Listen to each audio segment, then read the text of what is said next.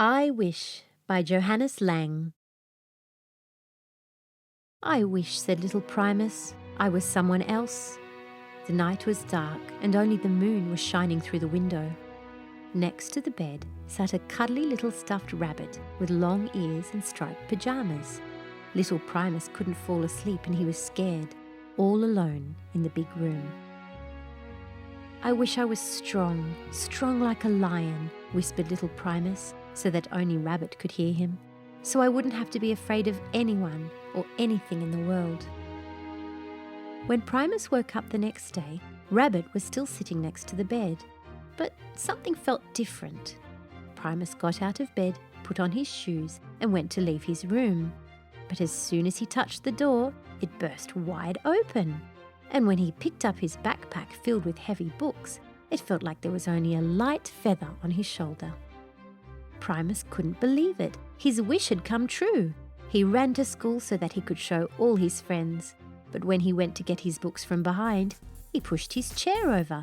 The chair made an ugly cracking sound and split into 100 little pieces. The other children laughed. Look at clumsy little Primus. Primus felt his face getting hot and he stomped his feet in anger.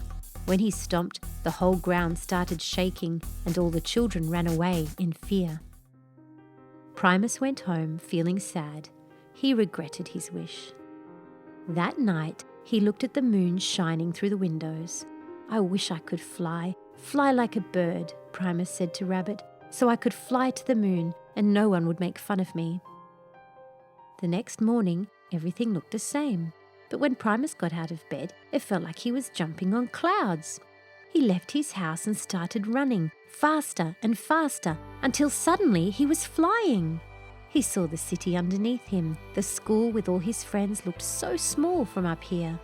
As he kept flying, he saw the most amazing things: blue seas and snowy mountains and flat deserts and mighty waterfalls. But he went higher and higher, so high he felt like he could touch the moon. Primus wished he could talk to someone because he felt so small and the world seemed so big. He started feeling cold and lonely, and so he decided to come back home, flying through the blue curtains of his window. Tired from the day, he lay down on his soft bed and hugged Rabbit tightly. I wish I could have everything I wanted, he told Rabbit after a while, so I would never be cold or lonely or afraid. The next day, Primus at first didn't see anything extraordinary. He noticed that it was raining outside, so he thought to himself, I wish I had a pair of warm shoes.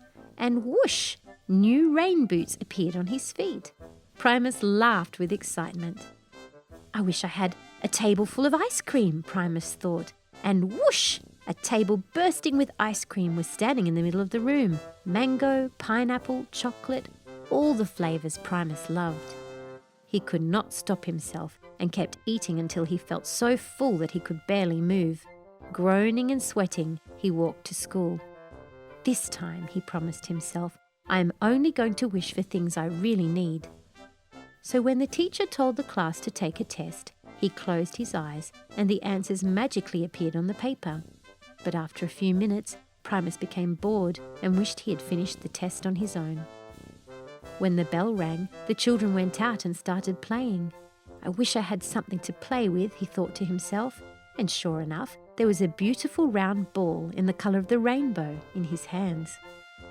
Look at what I found, Primus told his friends, but they became jealous. We don't want to play with such a weird ball anyway, they said. On his way home, Primus saw an old lady with a wrinkled face slowly crossing the street.